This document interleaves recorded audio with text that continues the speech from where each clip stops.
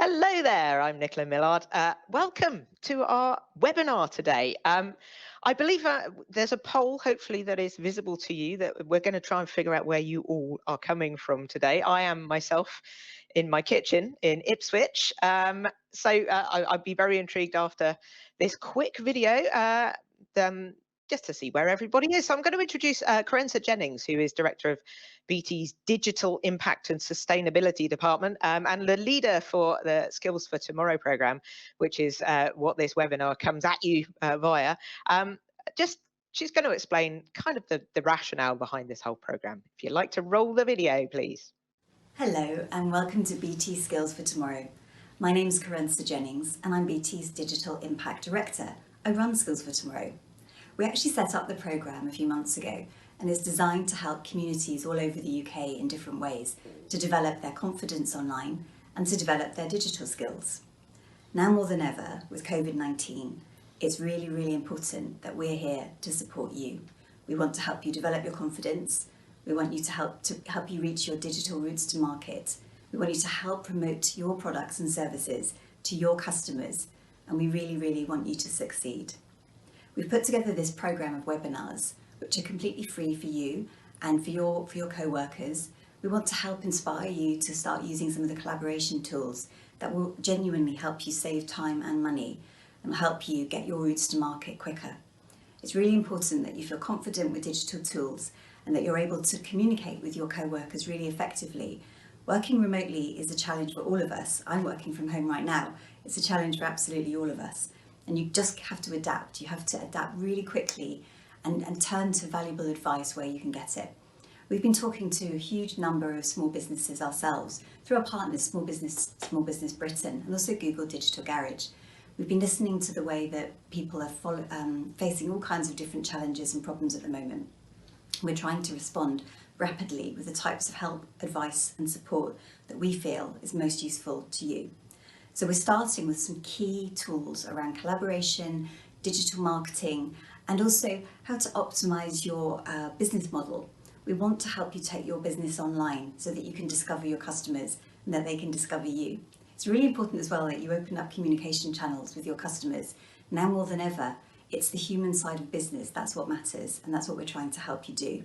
So without further ado, I'd like to introduce you to #SkillsForTomorrow.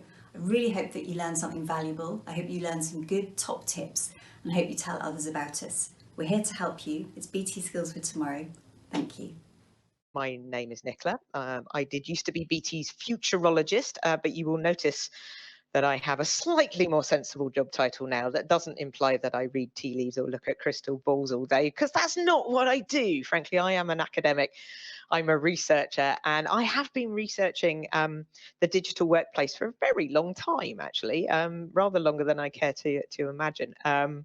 So it's been quite intriguing over the past month, I guess, in that a lot of my work was around the future of work, and I believe the future of work kind of arrived very rapidly and suddenly about a month ago, and it's really quite intriguing to see what we were looking at, before COVID and what we're maybe looking at beyond COVID as well. And what I want to cover today is a mixture of kind of practical stuff, so around home working and how to manage a remote workforce. I'm going to cover a little bit of strategic stuff as well around, where do we think things are going into the future, and what are offices for, if none of us can go in them at the moment. So all of those things we're going to cover. For those of you who are also on Twitter, we do have a hashtag Skills for Tomorrow. To be honest, we'd love to hear your kind of advice and tips. What's worked for you in this month? Well, we're into week 5 or 6 at the moment, so we're probably settling down and bedding down into remote working. So we'd love to hear from you any hints and tips that you might have as to what is working for you and what isn't, and we'll tweet out the best ones of those. So yeah, please do join in the conversation while we go. I hate talking to myself. So I always say I am actually part of BT's innovation team.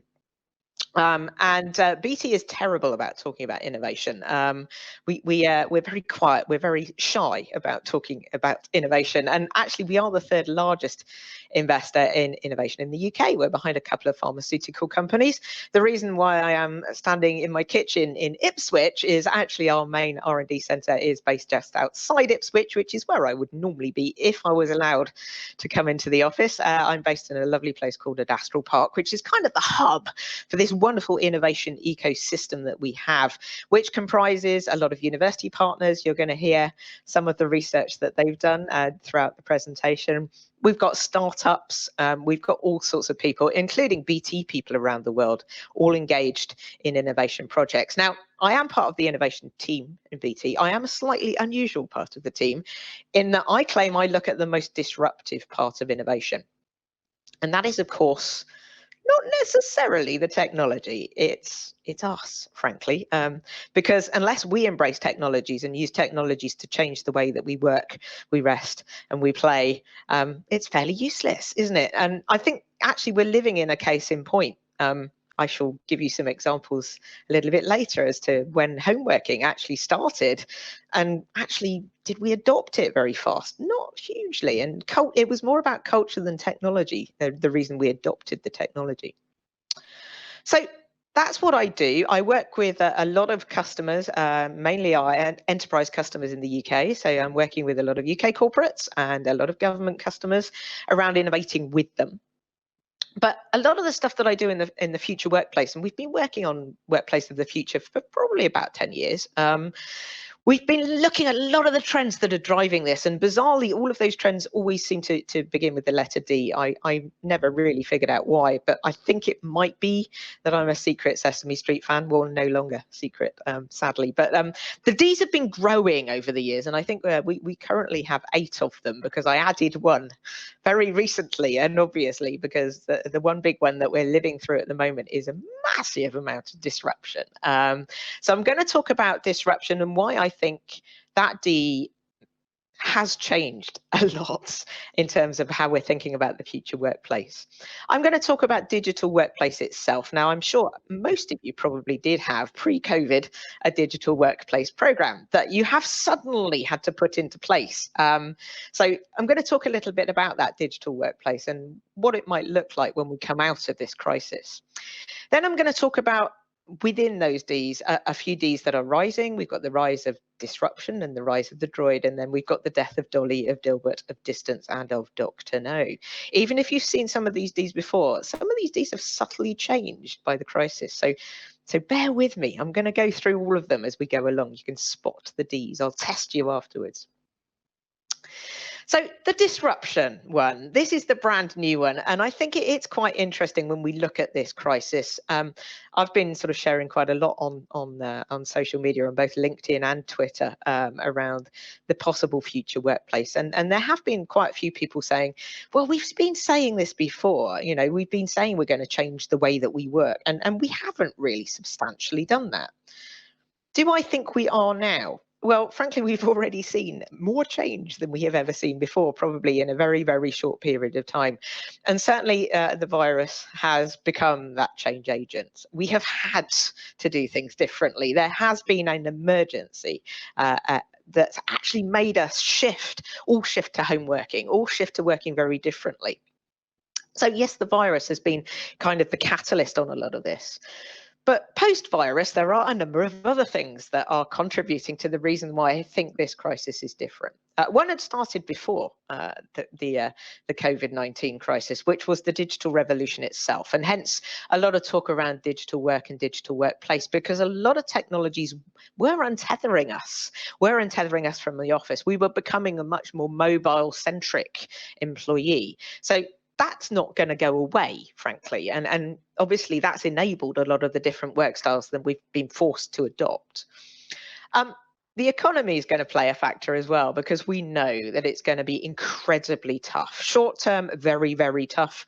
Medium term, improving. Longer term, I think we have actually an opportunity to rethink things. And yes, we're probably going to have to cut costs, but actually out of the back of crises, a crisis is a very, there's an economist that once said that a crisis is it's terrible to waste a crisis. So maybe we can start to think rather differently around innovation. So innovate to cut costs as well. And then looming on the horizon, and that has been for a while, is of course the climate crisis, which will, I guarantee you, kill way more people than COVID-19. It's just going to be over a much, much longer period of time. So we've got that as well that we need to think about. But we know that crisis does provoke a lot of attitude shift. We're already shifting our attitudes around homeworking and digital workplace. We're adopting new policies and procedures, and the whole digital revolution has been kind of hyper accelerated by all this. So I do think that disruption is making the whole landscape of the digital workplace very different. Now, in terms of things like homeworking, it's been quite interesting because one of my first jobs in BT was actually to do with homeworking, and we were one of the first companies in Europe to try it, and that was back in 1992, believe it or not. Obviously, I joined BT when I was 6, but basically what we did in 92 was to get some volunteers. Now, this is the key difference between now and then. They volunteered, they wanted to work from home. Largely, it was a technology trial, but it was also a proper experiment. So we did it for a year. We monitored them. We actually we maybe slightly over-designed everything. So we gave them a video phone that was the size of a fridge. We gave them email, we gave them chat rooms, we gave them all sorts of things. We even bespoke built the furniture for them. Interestingly, we built the furniture here in Ipswich and shipped it up to Inverness, and then found out that actually the furniture was too big to go through the front doors of most of the people. So we had to dismantle it and then re kind of build it when we got in. So we put a lot in, and we put a lot of thought into this, and we ran the experiment. And actually, I was there to make sure people didn't go mad, because we weren't sure. Nobody'd done this before. By the way, they didn't. Actually, they quite enjoyed it. And we had all sorts of positives come out of it. But because broadband didn't exist then, we literally had to JCB their front gardens in order to get what is now a meager and tiny little ISDN pipe into their house. So it cost us a lot of money back in 92. It cost us around £11,000 a seat. That's why we didn't do it then. But certainly by the year 2000, a fair proportion of BT's workforce did actually work from home. So we know we knew that we could do it, and we know that we have been able to homework for a very long time, but people didn't, and a lot of it was down to one of my Ds, which is Dr. No. The number of people pushing back, going, "Ooh, not secure." And Dr. No often is about the IT guys or the HR guys actually saying, no, we can't do it because there are too many risks. It's not secure enough. And again, in this hyper accelerated world, we've had to solve those problems. Now, we're lucky in BT, we were already pretty much set up for a lot of this stuff anyway. But even then, we have to layer on a certain amount of security. And obviously, if you're handling things like customer data, yes, we can do stuff about that. We've had to do it in order to enable people to continue doing their jobs. So Dr. No is an interesting one because often it's used as an excuse why I can't do things. It's interesting in the health arena, we had a lot of medics saying, I can't do remote diagnostics.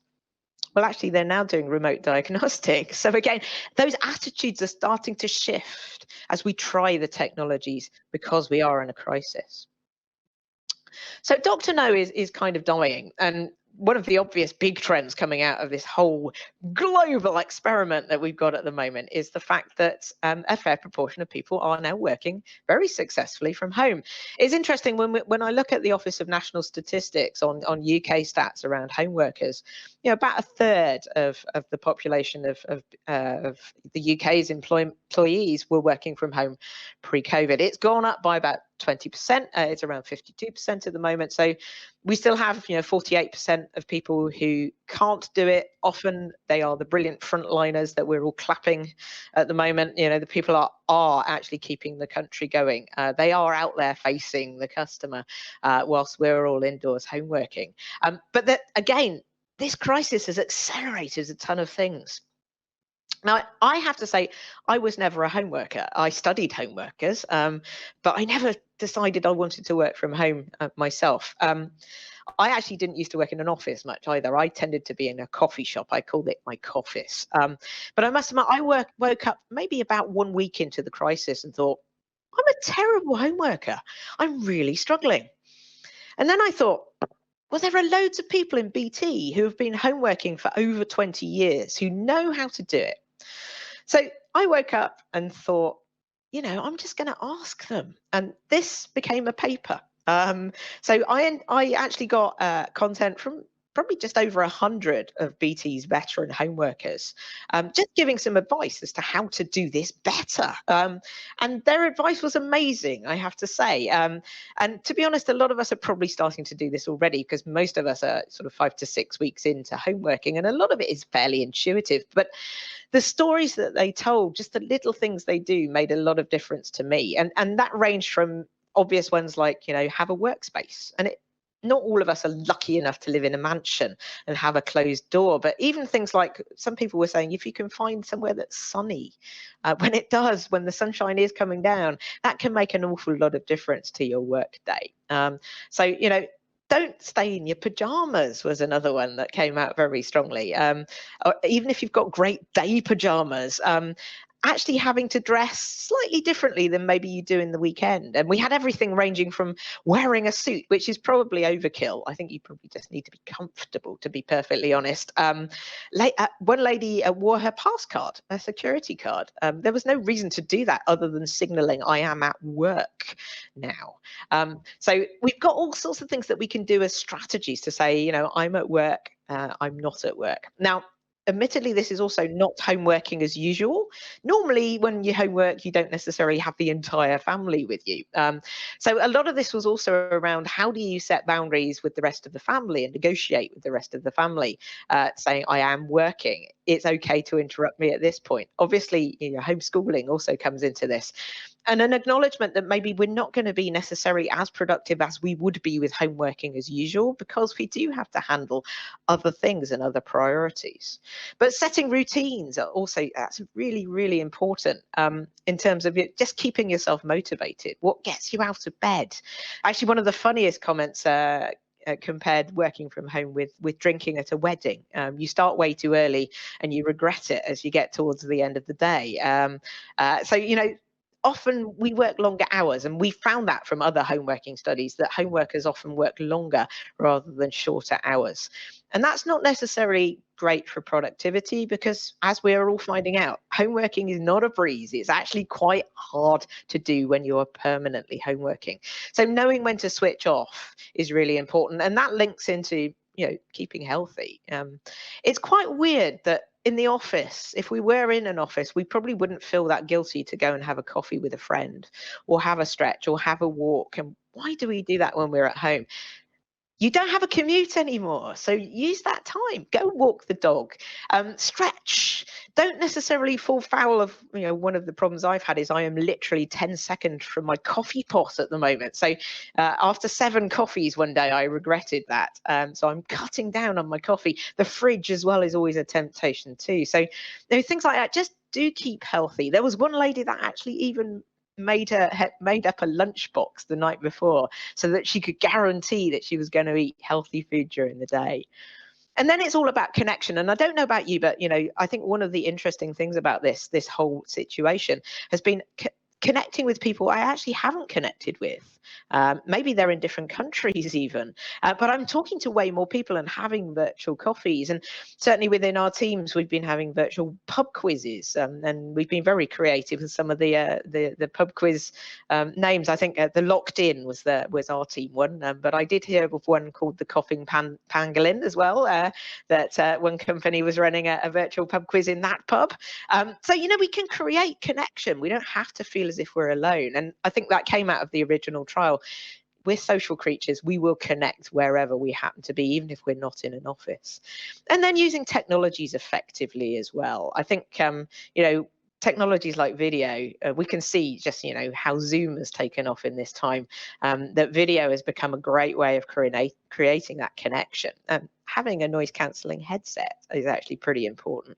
But actually, the one thing, going back to point one, the one thing that came out really importantly in a lot of the interviews, and one of the things that I immediately took action from, was everyone said, get a good chair.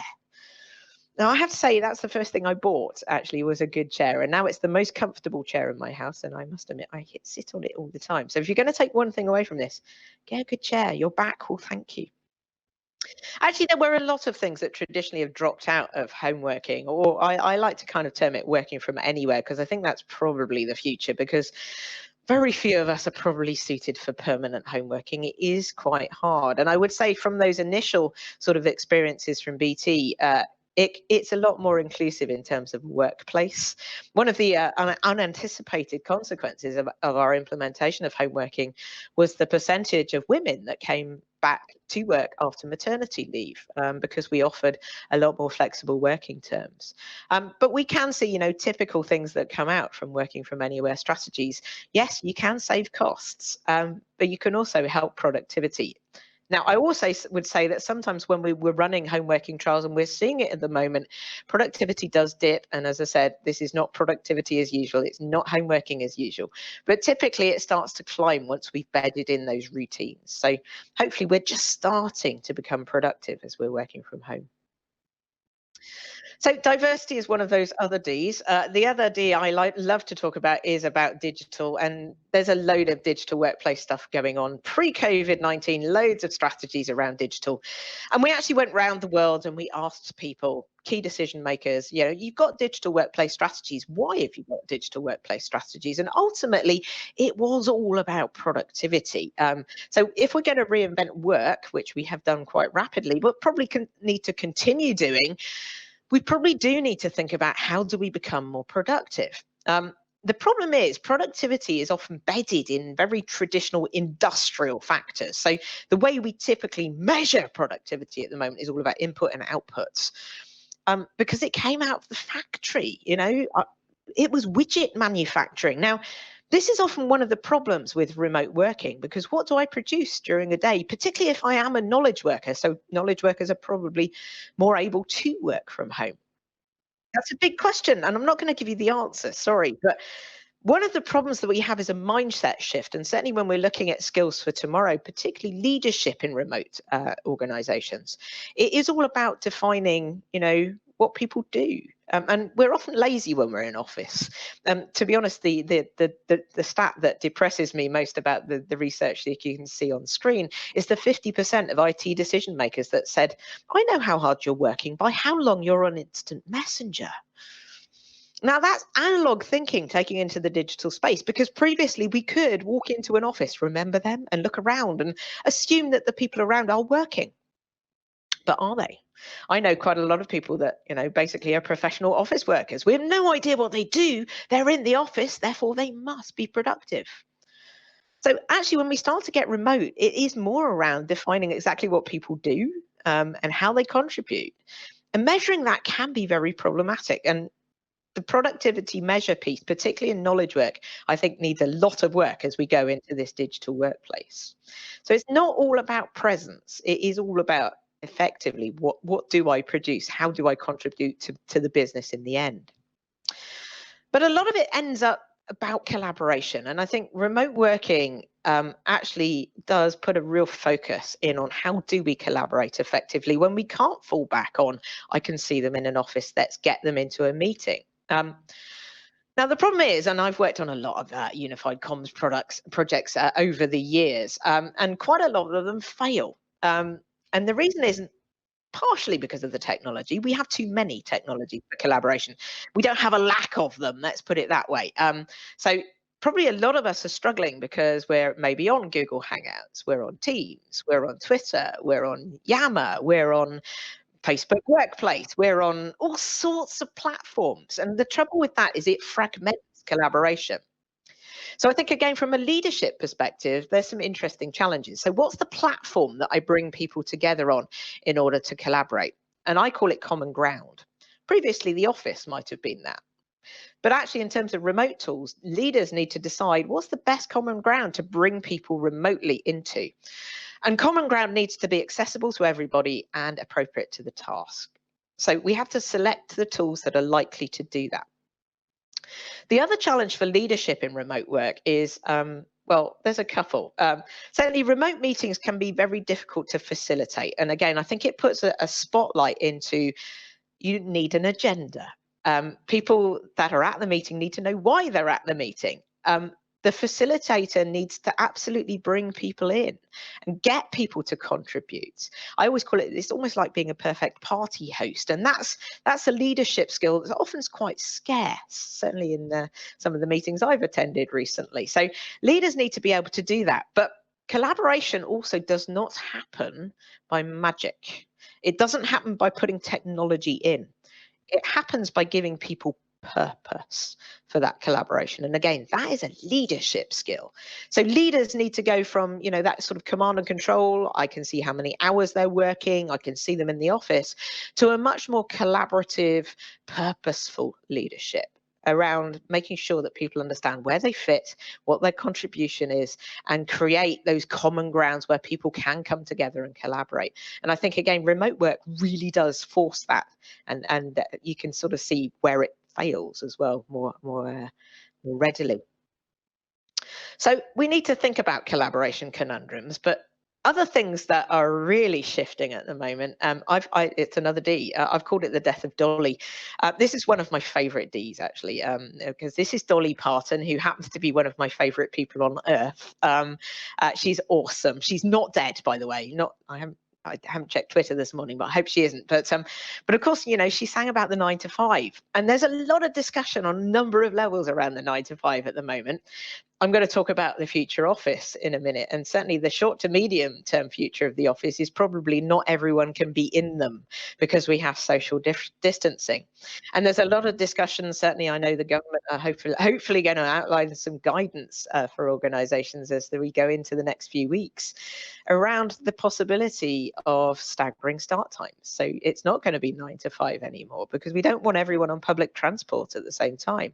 We also probably don't want everyone in a building at the same time. So we might have rotas, and I know some offices that are still operating at the moment for necessary reasons are having to, bring people in either every other day, maybe beyond the week as well, not Monday to Friday. So we're again questioning a lot of these anchors that we have to the past because we've got a pandemic on. And the big question is that going to endure?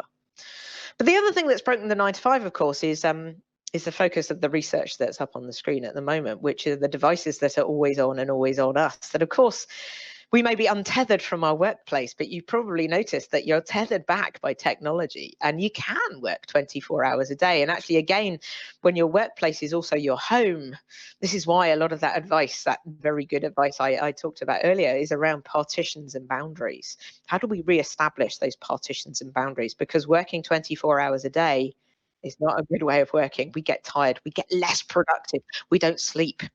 Now, the research, we've done a lot of research on this with both Cambridge University. The research you can see on the screen now is from Lancaster University, my old university. This is from a fantastic lady called Monadeepa Tarafdar, who's one of the professors there. And she's been looking at this notion of techno-stress. And I think we're all experiencing this at the moment. We're getting loads of information thrown at us through multiple channels. And to be honest, our brains are very sophisticated, but somewhat primitive. And we're trying to multitask endlessly. And I call multitasking brain juggling.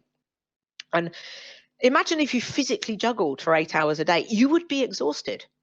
That's probably why we feel quite exhausted at the end of the day, because we're multitasking a lot. And to be honest, multitasking does not make us more productive. There's a lot of studies that basically tell us that. It makes us less productive. And certainly on complex tasks, when we're continuously interrupted, it can be really devastating in terms of actually trying to finish anything. So one of the lessons coming out of this one is we might need to think about single tasking when we're doing complex stuff. Turn stuff off, shut the door, tell the kids not to disturb you. All of that kind of stuff we need to probably do in order to be productive.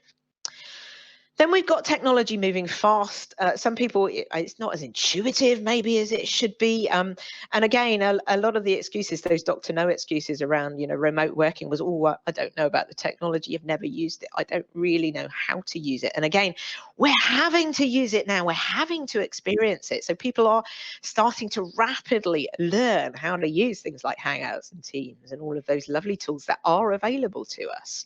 And obviously, a lot of organizations have put a lot of training in now, finally, to tell people what these tools are for and how to use them. Then you have got that pressure of being always on, that 50% of IT managers that said, I know how hard you're working by how long you're an instant messenger. There's that compulsion again to always be on, always be available, show that I'm working hard. I'm not in the office now. I'm at home, but I'm working really hard. Again, there are pressures there. That's one of the most destructive ones. And we need to maybe step back, and a lot of the stuff we did with Cambridge, and we're about to republish some of the work that we did with them around something that we did a diet with them. We were going to call it the Cambridge diet, but we ended up calling it the balanced communication diet for business, because there is this pressure to be always on. And really, it's about stepping back and saying, what's the pressure? And it's usually the M&Ms. It's mail, email. It's meetings, very big at the moment. I'm sure some of us have got death by meeting days, because meetings have become very frictionless now. We don't have to go to a meeting. We just put a diary entry in and expect people to be there. So, too many meetings. We have this problem that we seem to want to demonstrate that we're busy all the time. And that's, again, we mistake activity for productivity. So there's a lot of things that we need to think about around stepping back and saying, is this the right thing to do? And then we've got this pressure around, this paranoia. Am I going to lose my job? Inevitably, there is going to be a downturn. There are going to be redundancies. And I think, again, there might be a pressure in people's minds around, I need to demonstrate that I'm really valuable because this is a really hard time. That, combined with a lot of the other weird pressures that are going on during this pandemic, maybe we are coping with our family, we're coping with remote relatives. All of those things mean that we can get very stressed. And I think, again, going back to those original guidelines for home working, we do need to keep ourselves healthy. And sometimes we just need to step back, take a breath, walk in the garden, enjoy the sunshine. We don't need to be busy all the time. So hopefully that balanced communication diet paper will be out again soon. It's also a part of a chapter I wrote for Kerry Cooper's new book, actually, which should be out very soon, the publishers tell me. But one of the most interesting, and one of the things that's shifted very rapidly is the office. I call this trend the death of Dilbert. Is Dilbert dead? Now, I used to talk about the death of the cubicle. Cubicles might be coming back, because offices, the whole dynamic of an office is going to change, at least in the short to medium term. Whilst we are dealing somewhere with pandemic in the world, offices are going to be weird places. Now, they're going to be weird places for a number of reasons. The main one is social distancing. So a socially distanced office is a very different office to the one that we are used to. Meeting rooms are often too small for more than one or two people to be in now. So possibly meeting rooms may become individual offices again. Desks need to be spaced out a little bit more. So a lot of the certain open plan designs in offices were done for capacity. We're going to have to drastically reduce the capacity of our offices. So again, that's where things like rotors come in. We may have to wear face masks, which is going to be really weird. So offices were places we went to socialize about work, and it sort of flipped. And Matt Ballantyne, if you've not come across him, he runs a brilliant podcast called WB40, and he always has a very quirky take on the future of work. And I think he's absolutely right around, these are going to be places where we go to actually work if we haven't got an appropriate workplace, or we have to be in if there's a lot of paper that we're dealing with, or big machinery, or simply security is a problem. I know a number of people who are, particularly in government, having to deal with extremely highly classified material. Very difficult to do that at home. You might need to go into an office.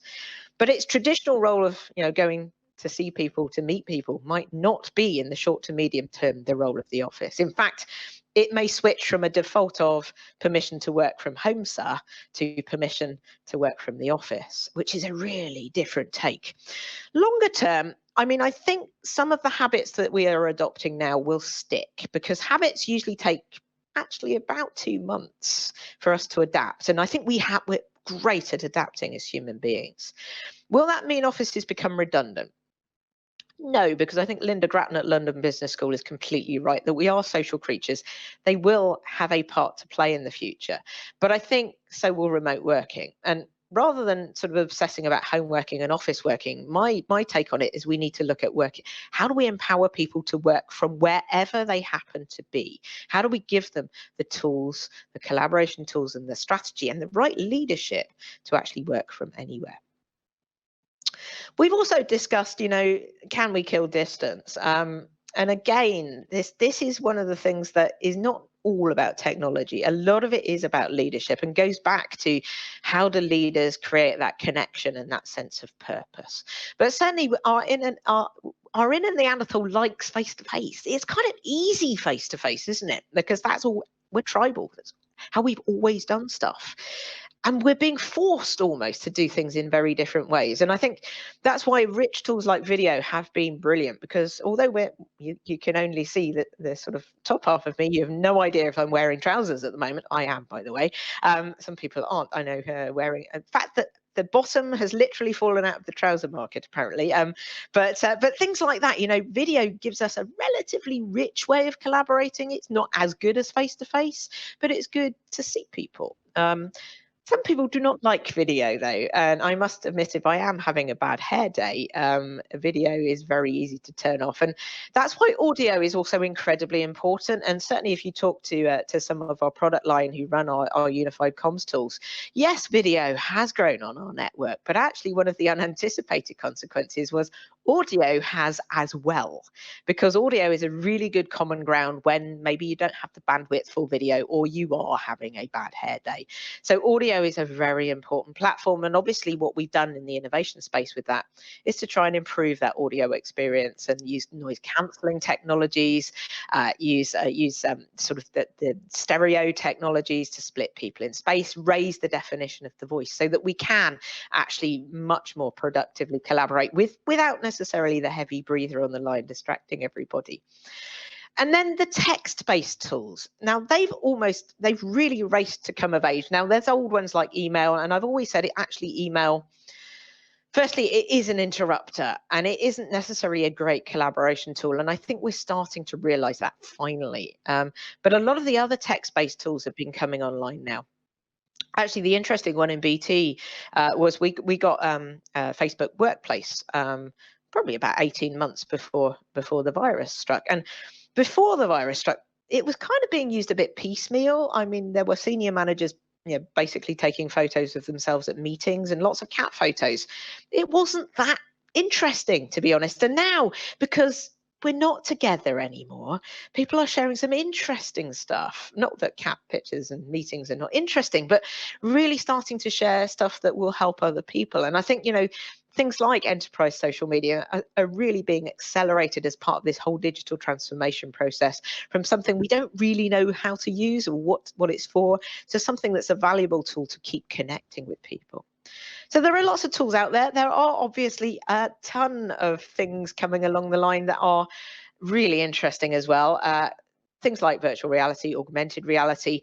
There are a few examples here. Now, virtual reality has not necessarily accelerated in the digital transformation wave that we're in. I have a few reservations about virtual reality. You can see there our CEO, Philip Jansen, with Nicola Sturgeon. That's actually some work that we've been doing in Glasgow as part of our 5G project around beaming virtual lectures in. But you do need a headset for that. And also, I'm not sure, I call it vomity reality. I'm not very good with those headsets. And I don't really want to sit with one on for maybe hours a day. I think there are ones that are really coming of age, and the healthcare one that you can see, that's actually our remote ambulance. There's a lot of stuff that we have started to accelerate in terms of healthcare and remote healthcare because of this crisis, and because actually medics, there aren't that many of them, they're scarce, and actually there is an advantage for them not necessarily to be co-located with the patient at the moment, safety issues being the paramount one. So we're seeing a massive growth in terms of things like remote healthcare. The other one that's an interesting one is actually using things like augmented reality, which I'm far more persuaded by. You can actually see an engineer with a Microsoft HoloLens up there, because again, access to houses have been quite difficult. Using remote technologies, whether it's things like HoloLenses or simply being able to take over the camera in a smartphone, in a camera's phone, to do some remote diagnostics. So we don't have to send an engineer into a person's house, but the engineer can start to look at what you've got plugged in and make sure that the right wires are there, make sure that you set stuff up without them necessarily having to go into a house. All of that kind of technology, I think, has started to come of age. So again, I suspect that a lot of that's going to start to get really disruptive very soon. Then I want to sort of finish by my final D, which is the one that kind of we thought was going to accelerate and really disrupt the future of work, which is inevitably the rise of automation and robotics and artificial intelligence. And there was certainly prior to COVID, quite a lot of anxiety around automation and whether it was going to eat jobs. Now, it's interesting. Again, we've looked at automation out of the back of a crisis, and typically, absolutely, automation does get accelerated in a crisis. So I suspect that there will be quite a lot of automation going on, particularly in areas where it's not safe for humans. Also in areas where there's maybe social distancing problems. So factories, I suspect automation will be accelerated. Also, robots don't need PPE. So there may be areas, again, where we might be looking at automation where we haven't been before. Will it eat jobs? Now, the job market is inevitably going to become not necessarily great.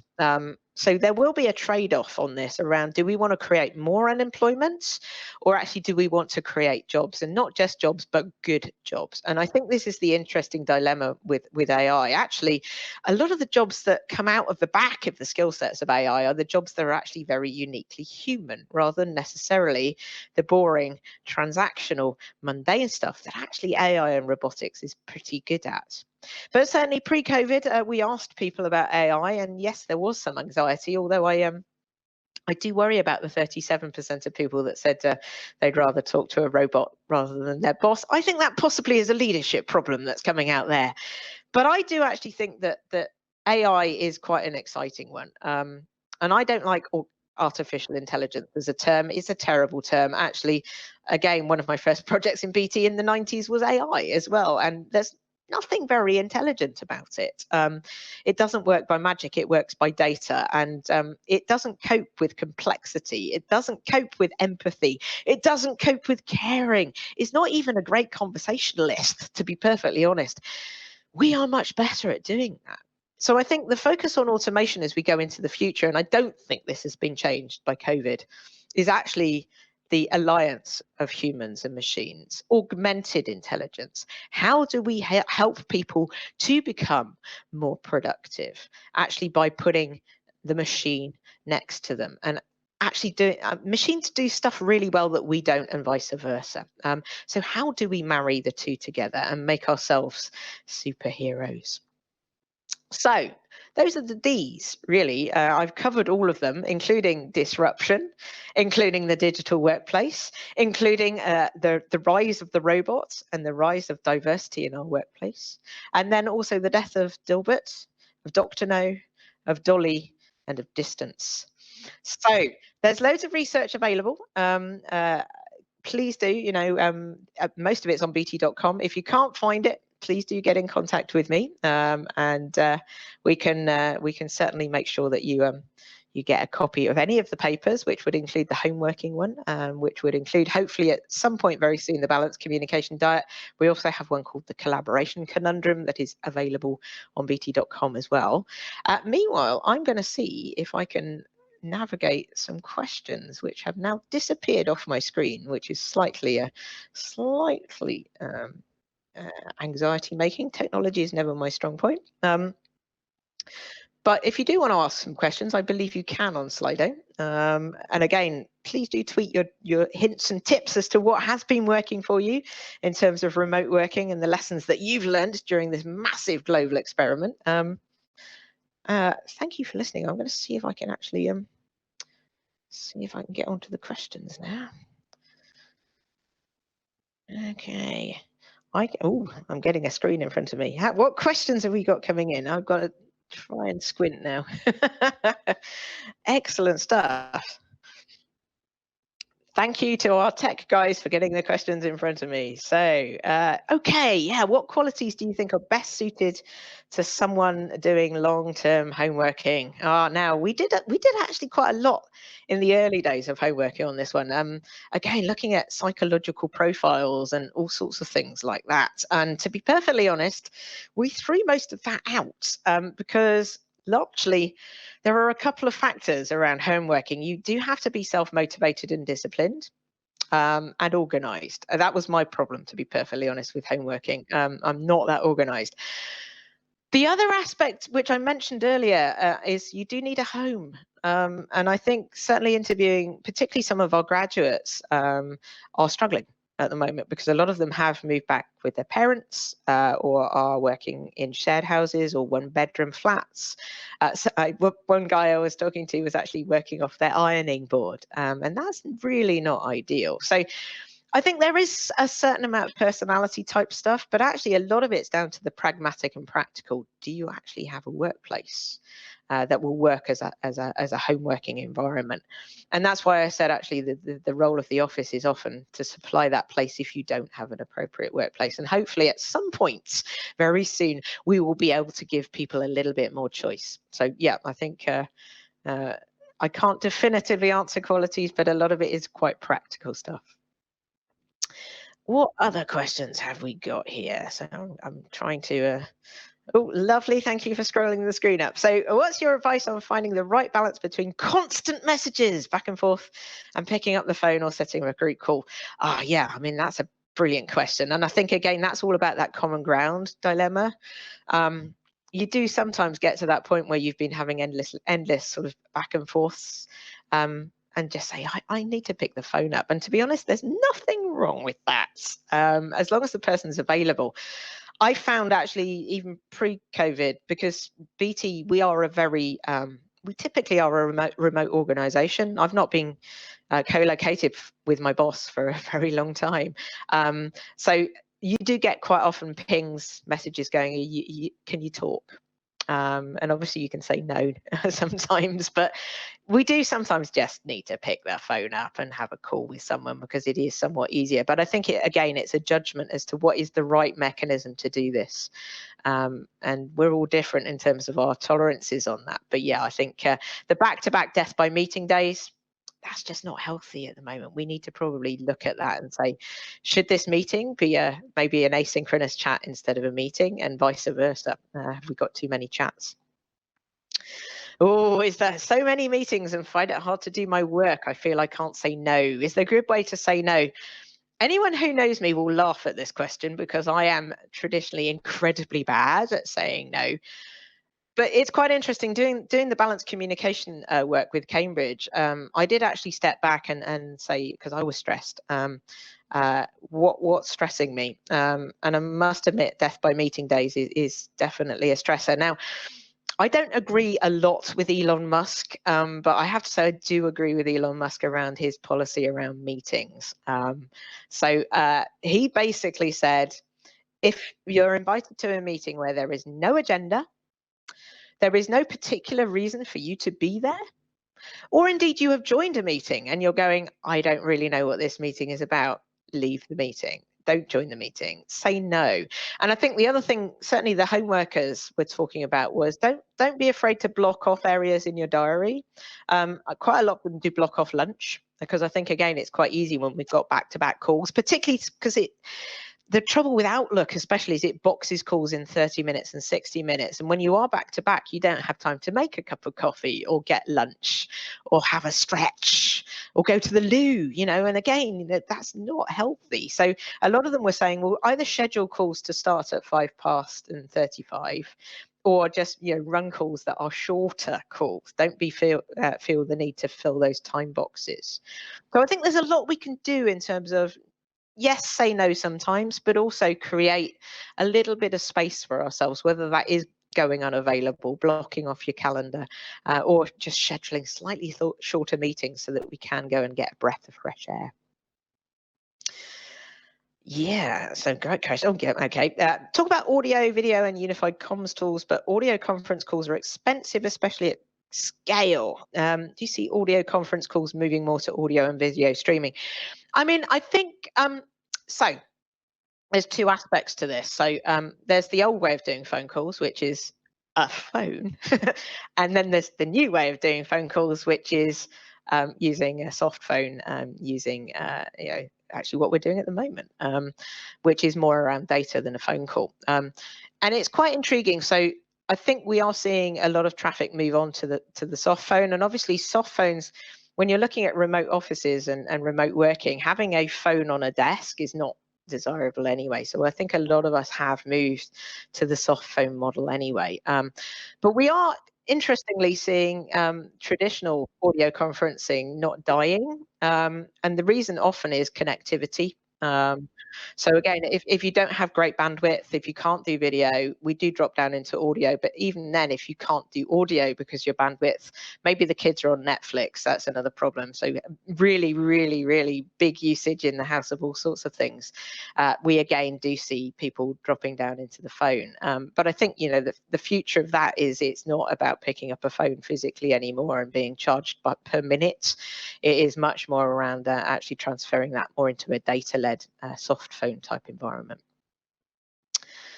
Next question. I'm worried that I'll miss out on the social part of work if this goes on and we end up having to work from home all the time. Yeah, this is a good one. Again, this is an interesting one because the thing I mentioned around one of the experiences certainly that I've had and talking to a lot of people who are doing this have had is that I'm socializing a lot more than I used to.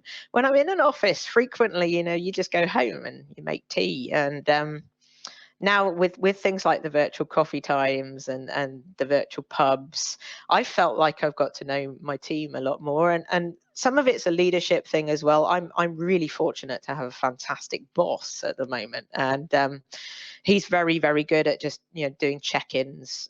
So we have a really brief informal Monday one to just make sure everyone's okay. And we have a longer call on a Friday where we all talk through what we've been doing, and then we supplement that with things like the virtual pub quizzes and things like that. And again, one of the lovely things that's come out of this is people's children are starting to make appearances on things like video calls. So they might have talked about their children in the office, but we never really met them until now. And I know we all laughed at that poor guy on the BBC whose kids invaded the back of his room, and then his wife came in, and that's all of us now, frankly, isn't it? So, but that's a really lovely thing. It's actually putting names to faces, and we probably wouldn't meet. I would never have met my boss's children normally, but I am over video. So I think you're right. There is nothing that's going to replace face-to-face contact. And I think that's another thing that we're going to come out with a renewed appreciation of when we can actually come close together and hug and kiss and shake hands. That's a lovely thing to do. And again, our inner Neanderthal is very comfortable about that. But I think it is not a technology challenge. It's not about remote working. I think a lot of this is around, firstly, leaders being willing to put more of a social aspect into the workplace. And actually, even if they don't, take the initiative yourself. Just, have a virtual coffee with somebody. I'm having a lot of them at the moment, and that they are breaking down national boundaries as well. So I've been having virtual coffees with people all around the world that I haven't seen for absolutely ages. So there is some onus on ourselves as well, not to just sit remotely and lonely in our houses. Actually reach out to somebody else who might be feeling lonely and remote and have a chat with them, frankly. So it's a different way of socializing. But as I said, I think we're going to come out of this with a renewed appreciation for face-to-face. I think that might be all the questions. Oh, lovely. Okay, I'm getting lots of really great messages here. So no, there are no further questions. They were great questions, by the way. Thank you very much for submitting them. I have been told to remind you that there is a feedback form, hopefully on your screen, or will be on your screen imminently. Please do give us some feedback. Again, if you do want to go onto Twitter and tweet any of your hints and tips, please do that too. We are really interested to hear what's working with you. what's worked well. Learning lessons from you guys is always a very critical part of innovation for a start. So thank you very much for coming along. I hope you enjoyed it. I hope you found that useful. Stay safe and see you soon. Bye then.